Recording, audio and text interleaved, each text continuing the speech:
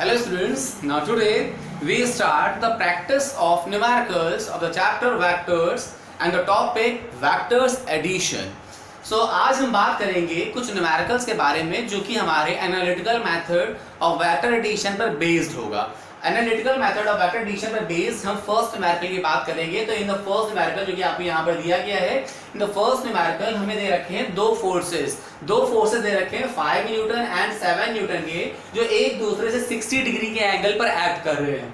अब अगर दो फोर्सेस दे रखे हैं और उनके बीच का एंगल ऑफ एक्शन दे रखा है कि वो एक दूसरे से 60 डिग्री पर एक्ट कर रहे हैं, तो हमसे पूछा गया है what is the resultant force. अब देखिए, अगर रिजल्टेंट फोर्स पूछा गया है, that means we have to find out the magnitude of resultant force as well as direction of the resultant force. अगर हमसे केवल मैग्नीट्यूड ऑफ रिजल्टेंट पूछा गया होता तो हमें यहाँ पर डायरेक्शन निकालने की जरूरत ना होती, बट हमसे पूछा गया what is the resultant force. Resultant force is the vector quantity, that means we have to find out the magnitude as well as direction. तो अब कैसे हम यहाँ पर given two forces 5 Newton and 7 Newton के forces के through यहाँ पर रिजल्टेंट निकालेंगे. तो बेटा हमें मालूम है किसी भी दो फोर्सेस मतलब दो वेक्टर्स के थ्रू उसका रिजल्टेंट का मैग्नीट्यूड और डायरेक्शन कैसे निकालते हैं. तो सबसे पहले बात करेंगे मैग्नीट्यूड की. तो यहाँ पे क्या हो जाएगा, द मैग्नीट्यूड ऑफ रिजल्टेंट निकालने का तरीका है बेटा r, which is square root of a square plus b square plus 2ab cos theta. Now a and b and theta हमें given है, पुट कर देंगे वैल्यू यहाँ पर. This one is 5 का स्क्वायर plus 7 का square plus 2 into 5 into 7 cos 60. Cos 60 is 1 by 2. So we can say that 5 का square 25, 7 का square 49, 2 into 5 into 7 35, cos 60 is 1 by 2. तो 2 से 2 कैंसिल हो गया. 25 plus 35 ये हो जाएगा बेटा हमारा 60. 60 plus 49 that is 109. सो बेटा r जो आ गया मेरा वो आ गया स्क्वायर रूट में 109 न्यूटन. अगर आप स्क्वायर रूट सॉल्व करना चाहें तो इसको फर्दर सॉल्व कर सकते हैं और 109 न्यूटन की वैल्यू होती है बेटा यहाँ पर 10.44 न्यूटन. तो आप जब इसको सॉल्व करेंगे तो इसको सॉल्व करने पर आपको ये रिजल्ट स्क्वायर रूट को सॉल्व करने पर ये रिजल्ट मिल जाएगा. तो इस तरीके से सबसे बेसिक फॉर्मूला वाला क्वेश्चन जो है जिसमें हमने क्या किया, सबसे पहले मैग्नीट्यूड निकाल लिया. अब हमें निकालना है बेटा इसके रिजल्टेंट r की डायरेक्शन की, r किधर लग रहा है. तो बेटा डायरेक्शन निकालने के लिए हम लोगों ने एक फॉर्मूला निकाला था, डिराइव किया था. सो डायरेक्शन ऑफ रिजल्टेंट क्या करेंगे बेटा, फॉर्मूला tan phi दिखा चुके थे हम लोग. तो tan phi is equal to क्या था, b sin थीटा. अगर a के रेफरेंस से बात कर रहे हैं, हम a से एंगल निकालेंगे तो b sin theta upon a plus b cos theta. So b की वैल्यू हमने यहाँ पे 7 ले रखी है, तो 7 sin theta, theta is 60 degree upon a plus b cos theta. So a is 5, b is 7 और cos थीटा cos 60. तो यहाँ से इसको सॉल्व करेंगे. तो सॉल्व करने पर यहाँ से क्या आ जाएगा, एक काम करते हैं इसको थोड़ा सा रब कर देते हैं क्योंकि इसकी वैल्यू निकाल चुके हैं अभी भी.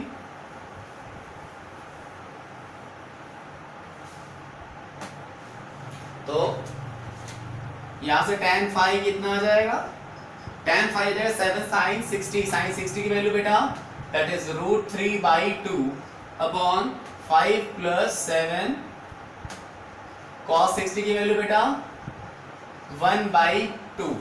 सॉल्व करेंगे बेटा इसको हम लोग तो ये आ जाएगा 7 √3 by 2 upon 5 to the 10, 10 plus 7 17 by 2. So tan phi is equal to आ जाएगा यहाँ से 7 √3 by 17. अब अगर बात करें यहाँ पर कि 7 √3 by 17 की, तो 7 √3 by 17 की वैल्यू आप डायरेक्टली नहीं निकाल सकते, बट इसका कोई इशू नहीं है क्योंकि आप सीबीएसई में है और सीबीएसई में कैलकुलेटर अलाउड नहीं है और डायरेक्ट वैल्यू आप उसको निकाल नहीं पाएंगे. तो इसके लिए आपका जो आंसर आएगा वो केवल इसी के डायरेक्ट फॉर्मेट में आ जाएगा. आप क्या करने वाले हैं, आप बस यहाँ से फाई की value in terms of tan introduce कर देंगे. तो tan को आप इक्वलिटी की उस तरफ भेज देंगे तो ये हो जाएगा phi is equal to tan inverse. जैसे tan इक्वलिटी की उस तरफ जाता है वो इनवर्स फंक्शन बन जाएगा. तो tan इनवर्स जो भी वैल्यू आपने निकाली थी, क्या निकाली थी बेटा, 7√3/17। तो ये बेटा क्या हो जाएगा आपका आंसर। तो यहां से आपने निकाला था मैग्नीट्यूड और ये हो गया आपका डायरेक्शन। दैट मींस रिजल्टेंट किस एंगल पे लग रहा है किसी एक गिवन रेफरेंस से, वो क्या हो जाएगा उसका रिजल्टेंट। तो आपने इस तरीके से पहला क्वेश्चन कर लिया जिसमें आपको दो फोर्सेस एक दूसरे से कुछ इतने एंगल पर दिए गए, तो पूछा गया था बताइए कि रिजल्टेंट फोर्स कितना लग रहा है, किधर लग रहा है। तो आपने इस तरीके से निकाल कर दिखा दिया। अब हम लोग बात करेंगे नेक्स्ट क्वेश्चन की। तो नेक्स्ट क्वेश्चन के लिए क्या करेंगे बेटा,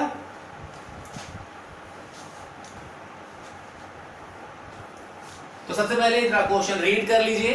क्वेश्चन रीड करेंगे बेटा तो उसमें क्या क्या दे रखा है हमें। नेक्स्ट क्वेश्चन में हमें दे रखा है कि two equal vectors have their resultant equal to either what is the inclination between them. क्या बोला गया है, हमसे बोला गया है टू वेक्टर्स, जो दो वेक्टर्स दे रखे हैं वो आपस में इक्वल है in magnitude. That is vector A is equal to vector B दे रखा है इन मैग्नीट्यूड। क्वेश्चन रीड करिए और देखिए उसमें क्या दिया गया है कि two equal vectors that means A and B both are equal in magnitude and as well as equal to the magnitude of resultant. साथ ही साथ ये रिजल्टेंट के भी क्या है बेटा, इक्वल है। तो बताइए ए और बी, अगर ए और बी दो वेक्टर्स के मैग्नीट्यूड आपस में इक्वल है और साथ ही साथ इन दोनों का मैग्नीट्यूड रिजल्टेंट के मैग्नीट्यूड के साथ भी इक्वल हो रहा है, तो what is the angle between given vectors A and B. तो क्या करेंगे इसके लिए बेटा, बहुत सिंपल सा तरीका है इसके लिए। अगर ए बी और आर इन तीनों के मैग्नीट्यूड आपस में इक्वल होंगे तो by the formula of magnitude of resultant क्या हो जाएगा, the magnitude of resultant R is equal to under root of a square plus b square plus 2ab cos theta apply करेंगे। हमें यहाँ पे cos थीटा में थीटा की value निकालनी है। अब हमें मालूम है a b r आपस में इक्वल है, मैंने तीनों की वैल्यू का मैग्नीट्यूड x लेट कर लिया।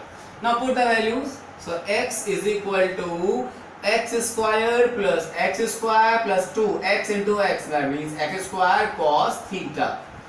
Now squaring on both sides, so it will come x square is equal to x square plus x square, that is 2x square। Squaring करते ही ये स्क्वायर हो जाएगा, ये स्क्वायर रूट रिमूव हो जाएगा, ये हो जाएगा 2x स्क्वायर cos थीटा। देखिए 2x स्क्वायर दोनों से कॉमन आ रहा है, 1 प्लस cos थीटा अंदर रह गया, ये x स्क्वायर बेटा इस x स्क्वायर से इस x स्क्वायर को कैंसिल कर देंगे, फैक्टर्स में आ रहा है।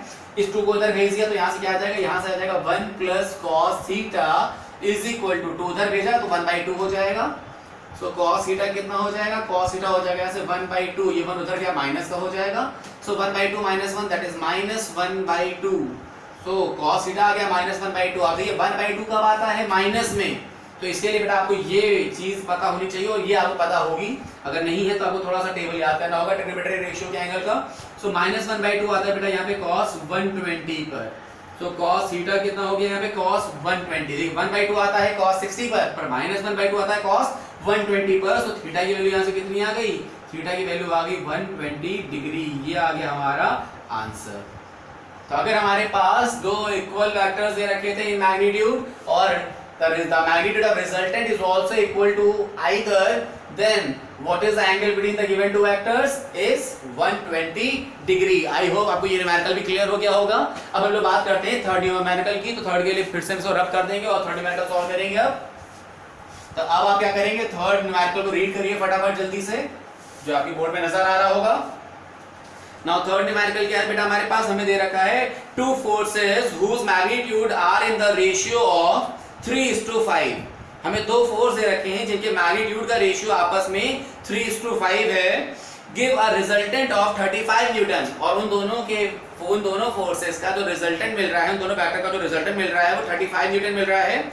So if the angle of inclination be 60 degree, calculate the magnitude of each force. तो बेटा देखिए सबसे पहले हमसे क्या कहा गया है, सबसे पहले हमें दे रखा है कि vector A and vector B इनके मैग्नीट्यूड का रेशियो दे रखा है 3:5। पहली इंफॉर्मेशन क्वेश्चन में हमें ये दे रखी है। इसके बाद हमसे बोला गया है कि इन दोनों का जो रिजल्टेंट है उस रिजल्टेंट की वैल्यू है बेटा 35 न्यूटन। दैट मींस आर जो मिल रहा है मैग्नीट्यूड में वो मिल रहा है हमें 35 न्यूटन। ये भी हमें गिवन है यहाँ पर। And the angle of inclination भी 60 डिग्री, और जो एंगल ऑफ इंक्लाइनेशन मिल रहा है मुझे ए और बी के बीच में वो मिल रहा है बेटा हमें 60 डिग्री।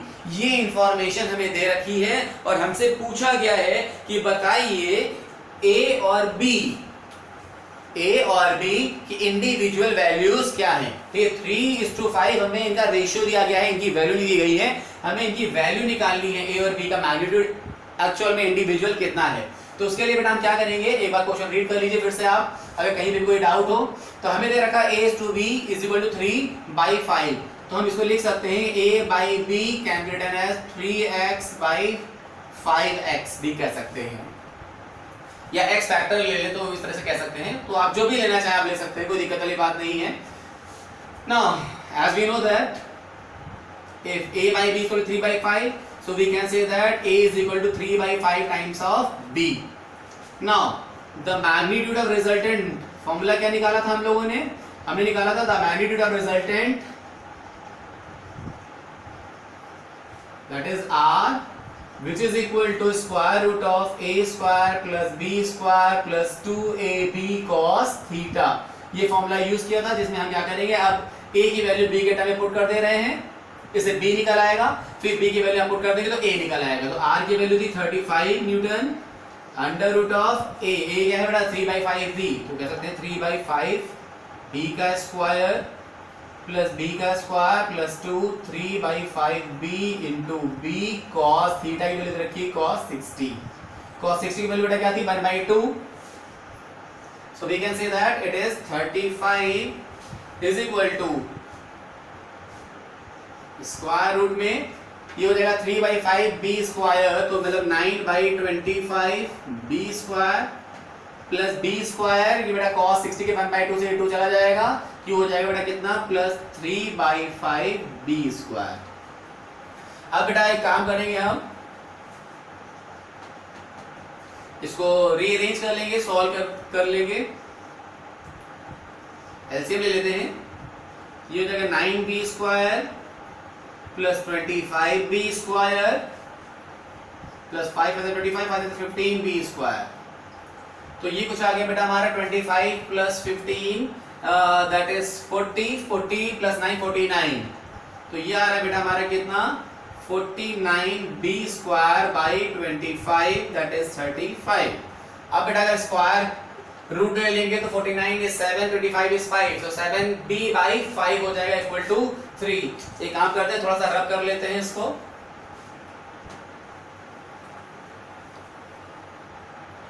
थोड़ा सा रब कर लिया है इसको यूज करने के लिए, थोड़ा सा तो जरा समझिएगा। यहां से बेटा हमें क्या मिल गया, यहां से मिल गया 35 is equal to 7b/5, 7b/5। Now we can say that 7 5 35, 5 5 25, so b कितना आ गया 25 न्यूटन। अगर b की वैल्यू 25 न्यूटन आ रही है, now put the value of b and a will become 3/5 into 25, 5 5 25, 5 3 15, so a कितना आ गया यहाँ से 15 न्यूटन। हमसे a और b इंडिविजुअल फोर्सेस पूछे गए थे विद मैग्नीट्यूड, तो हमने बता दिए कितना आ रहा है, it is 15 Newton and 25 Newton. तो बेटा ये भी आंसर आ गया, आई होप कि आपको समझ में आ गया। अब क्वेश्चन को अगर आपको कहीं भी लग रहा है कि डाउट है तो क्वेश्चन को एक बार फर्दर रीड कर सकते हैं आप और चेक कर सकते हैं कि ये वैल्यू 15 एंड 25 न्यूटन आ गई। अब इसके बाद बेटा हम लोग बात करेंगे नेक्स्ट क्वेश्चन की। नेक्स्ट क्वेश्चन के लिए बेटा फिर से रब करेंगे, जब तक मैं ये क्वेश्चन रब करूंगा बेटा तब तक आप नेक्स्ट क्वेश्चन को एक बार रीड कर लीजिए कि नेक्स्ट क्वेश्चन क्या है बेटा। नेक्स्ट क्वेश्चन है बेटा हमारा, रीड करिए, two forces equal to P and 2P newton act on a particle. बेटा एक P न्यूटन का और एक 2P न्यूटन का फोर्स किसी पार्टिकल पे लग रहा था। If the first B doubled and the second P increased by 20 Newton, अगर हमने फर्स्ट मतलब P को डबल कर दिया है, P को कर दिया हमने 2P और सेकंड जो कि 2P दे रखा था उसमें हमने क्या किया है 20 इंक्रीज कर दिया है, तो बेटा सेकंड हो जाएगा 2P plus 20, the direction of the resultant is unaltered, that means resultant की डायरेक्शन में कोई चेंज नहीं आएगा। तो बताइए कि P की वैल्यू क्या होगी। तो देखिए सबसे पहले क्या दिया था, इन फर्स्ट केस, देखिए केस फर्स्ट में हमारे पास टू फोर्सेस दे रखे थे, मतलब वेक्टर ए दे रखा था P एंड वेक्टर B का मैग्नीट्यूड दे रखा था 2P। तो अगर मैंने कहा P और 2P दे रखे थे तब हमें रिजल्टेंट का डायरेक्शन क्या मिल रहा था, मैंने कहा फाई, tan फाई मिल रहा था। tan phi is equal to कितना, क्या होता है बेटा, this one is B sin theta upon A plus B cos theta. तो इसको अप्लाई करेंगे बेटा तो ये कितना हो जाएगा, this one is 2P sin theta upon A plus B, मतलब P plus 2P cos theta. ये मिल रहा था tan phi, phi equal tan inverse कर सकते हैं, tan फाई इक्वल टू इतना कह सकते हैं। इसको मैंने कहा फर्स्ट इक्वेशन। अब से बोला गया है केस सेकंड, केस सेकंड में क्या बोला गया है बेटा, क्वेश्चन रीड कर लीजिए एक बार अगर कहीं भी डाउट हो।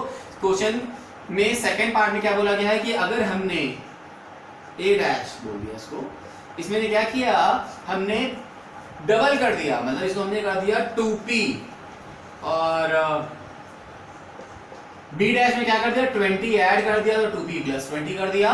तो क्या कहा उन्होंने कि फाई में कोई चेंजमेंट हुआ ही नहीं है, अगर फाई में कोई चेंजमेंट नहीं हुआ तो tan फाई में कोई चेंजमेंट नहीं होगा, तो tan फाई कितना हो जाएगा यहाँ से हो जाएगा b dash sin theta upon a dash plus b dash cos theta.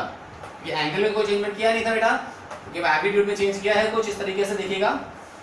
तो यहाँ से tan फाई कितना, जब b dash sin theta upon a dash plus b dash cos theta, b dash a dash की वैल्यू पुट कर दीजिए यहाँ से, tan फाई कितना हो जाएगा, तो यहाँ से tan फाई इक्वल हो जाएगा b dash that is 2p plus 20 sin theta upon a dash is 2p plus b dash की वैल्यू कितनी है 2p प्लस 20 cos थीटा। ये बेटा बन गई मेरी सेकंड इक्वेशन। अभी काम करिए, क्योंकि अगर फर्स्ट और सेकंड इक्वेशन दोनों की LHS इक्वल होंगे, मतलब tan फाई इक्वल होंगे, दैट मींस RHS भी क्या होंगे, मस्ट भी आपस में इक्वल होंगे। तो अभी काम करेंगे हम इसको रब करके इन दोनों को कंपेयर करने जा रहे हैं। तो क्या आने वाला है बेटा, by equation first and second, by equation first and second यहां से आने वाला है 2p sin theta upon p plus 2p cos theta equal to 2p plus 20 sin theta upon 2p plus 20 cos theta. अब देखिए बेटा यहाँ पर न्यूमरेटर में sin थीटा और sin थीटा दोनों साइड फैक्टर में है, मतलब प्रोडक्ट में है, तो उनको हम क्या कर सकते हैं, यहाँ से रिमूव कर सकते हैं। तो इनको रिमूव कर देंगे बेटा, जस्ट अ मिनट, हाँ यहां से इसको रिमूव कर देंगे। अब बेटा यहाँ पे क्या बचेगा हमारे पास, यहां से हमारे पास बचेगा 2p अपॉन p plus 2p cos theta is equal to, यहां से बचेगा 2p प्लस 20 अपॉन 2p प्लस 20 cos थीटा। अब अगर हम चाहे तो बेटा यहाँ से क्रॉस मल्टीप्लाई करके इसको सॉल्व कर लेंगे और सॉल्व करने के बाद इसकी एक जनरलाइज्ड इक्वेशन निकाल लेंगे। क्या बनेगी बेटा, अगर मैंने कहा 2p और इस इक्वेशन को मल्टीप्लाई कर दीजिए तो 2p इंटू 2p हो जाएगा बेटा 4p स्क्वायर, प्लस यहाँ से मल्टीप्लाई करेंगे तो 2p जब इससे मल्टीप्लाई हो जाएगा, ये हो जाएगा 4p square plus 2p into 20 हो जाएगा हमारा 40p cos theta is equal to, इसको मल्टीप्लाई करेंगे तो बेटा 2p को पहले से मल्टीप्लाई करेंगे 2p स्क्वायर हो जाएगा। इधर थोड़ा सा रब कर लेते हैं तो स्पेस हो जाएगा सॉल्व करने के लिए, यूज कर चुके हैं हम इसको। सो ये हो जाएगा हमारा 2p स्क्वायर प्लस 20p, फिर इसको मल्टीप्लाई करेंगे इस इक्वेशन से 2p into 2p that is 4p square cos theta plus 20 into 2 करेंगे 40p cos थीटा। थोड़ा सा अरेंज कर लीजिए बेटा इसको, 4p square plus 4p square cos theta plus 40p cos theta, ये 2p square plus 20p 4p square cos theta plus 40p cos theta. अब देखिए जरा 40p cos theta 40p cos theta equality के दोनों साइड है cancel हो जाएंगे, 4p square cos theta 4p square cos theta equality के दोनों साइड है कैंसिल हो जाएंगे। यहाँ पे था 4p स्क्वायर, इधर था 2p स्क्वायर प्लस 20p, क्या बचा बेटा हमारे पास 4p square is equal to 2p square plus 20p। तो 2p स्क्वायर जाएगा 2p square is equal to 20p। p से बेटा स्क्वायर चला गया, यहाँ से कितना आ गया p is equal to 20/2 that is 10। तो p की वैल्यू कितनी आ गई, यहाँ पर p की वैल्यू आ गई हमारे पास 10 न्यूटन। अगर यहाँ पे 4 दे रखा तो p की वैल्यू आ गई 10 न्यूटन। आई होप कि आपको बेटा बात समझ में आ गई होगी। बड़ा सिंपल था, बस वैल्यूज पुट करनी थी एक्सप्रेशंस में और क्वेश्चन सॉल्व होकर रिजल्ट आपको मिल गया। आई होप कि यहाँ तक का न्यूमेरिकल आपको क्लियर होगा। हम लोग नेक्स्ट न्यूमेरिकल की तरफ पढ़ेंगे। नेक्स्ट न्यूमेरिकल जो बेटा हमारा है उसमें हमसे बोला गया है बेटा कि द क्वेश्चन रीड करिएगा बेटा साथ साथ। क्वेश्चन दे रखा है the sum of the magnitudes of two forces. इसको हम रब कर दे रहे हैं, तब तक क्वेश्चन रीड करिए आप।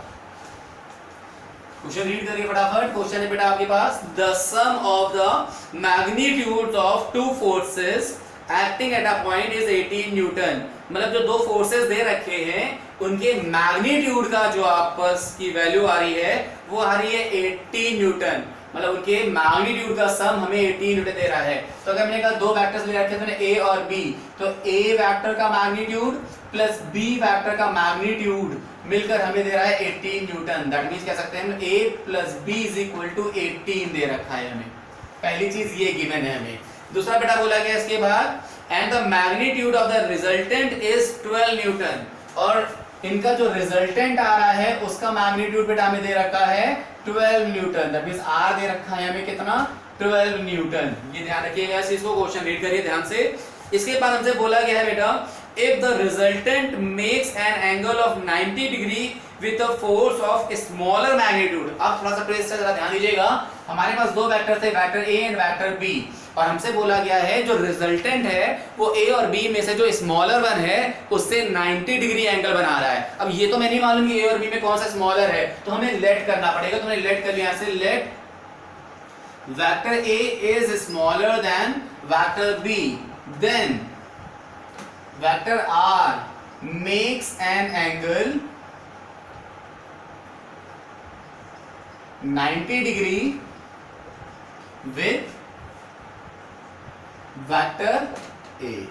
so r क्या होगा, 90 डिग्री का एंगल बना रहा होगा a से। अगर a को हमने छोटा ले रखा है, अब बेटा अगर a को हमने छोटा ले रखा है और a से हमने रिजल्टेंट ले रखा है, तो ऑब्वियस सी बात है b कहाँ आएगा, b आएगा हमारे रिजल्टेंट वाले एंगल के इन फ्रंट। दैट मींस अगर b आ जाएगा इन फ्रंट तो वही जो हमने केसेस लिए थे ट्रायंगल लॉ में, पैरेललोग्राम लॉ में, वही वेक्टर b आ जाएगा इन फ्रंट में, तो मतलब वो b cos b sin में जाएगा। तो एक्सप्रेशन जो आएगा इससे रिजल्टेंट की डायरेक्शन का, तो हमें मालूम है डायरेक्शन कैसे मिलेगी। तो हम कह सकते हैं we can say that direction of resultant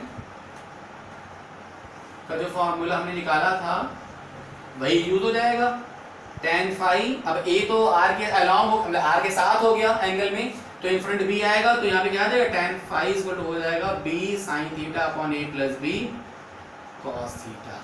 ये कह सकते हैं हम लोग कि आ जाएगा। और phi की वैल्यू कितनी दे रखी है, 90 डिग्री दे रखी है। ये phi a से लिया गया है ना, तो ये जगह tan 90, और tan 90 की वैल्यू होती कितनी है, tan 90 की वैल्यू होती है इन्फिनिटी, क्योंकि tan 90 पर मैक्सिमम होता है। तो अगर ये आ गया infinity is equal to b sin theta upon a plus b cos theta, तो अगर इस पूरी एक्सप्रेशन को हम क्या कर दें, इन्वर्ट कर दें, दैट मींस हम कहते हैं a plus b cos theta upon b sin theta, तो 1 अपॉन इन्फिनिटी क्या हो जाएगा, 0 हो जाएगा। So we can say that a plus b cos theta upon b sin theta is equal to 1 upon infinity, या फिर इसको कह सकते हैं 0। तो b sin थीटा चला जाएगा तो 0 हो जाएगा, यहाँ से आ जाएगा a plus b cos theta is equal to 0. So we can say that b cos theta is equal to minus a. तो पहला एक्सप्रेशन तो हमने यही ले लिया। पहली कंडीशन में जो दे रखी है इंफॉर्मेशन उससे ये मिल गई कि b cos theta की वैल्यू कितनी है, b cos theta की वैल्यू है माइनस a। अब इसको हम यूज कर लेंगे आगे। इसको रब कर दे रहे हैं बेटा, क्योंकि यहाँ पर हम दूसरा सॉल्व करेंगे। अब कि हमसे पूछा क्या गया है पहले उसके लिए बात कर लेते हैं। हमसे पूछा गया है what are the magnitudes of the two forces, मतलब a और b के इंडिविजुअल मैग्नीट्यूड्स कितने हैं, मतलब कितना फोर्स लगा रहा है a और b इंडिविजुअल। तो उसके लिए बेटा हमने फिर से अब मैग्नीट्यूड का फॉर्मूला लगा दिया। द मैग्नीट्यूड ऑफ रिजल्टेंट क्या होता है, तो मैग्नीट्यूड ऑफ रिजल्टेंट का फॉर्मूला क्या था बेटा, क्वेश्चन एक बार फिर से रीड कर लीजिए अगर जरा सा भी कहीं डाउट रह गया हो आपको कि क्या हुआ है और क्या कर रहे हैं हम लोग, ये क्यों कर रहे हैं हम लोग ये। तो बेटा द मैग्नीट्यूड ऑफ रिजल्टेंट का फॉर्मूला होता है r is equal to under root of a square plus b square plus 2ab cos theta. Now हमने क्या किया यहाँ पर,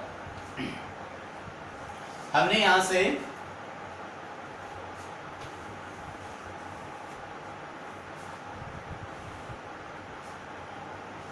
स्क्वायरिंग ऑन बोथ साइड कर दिया।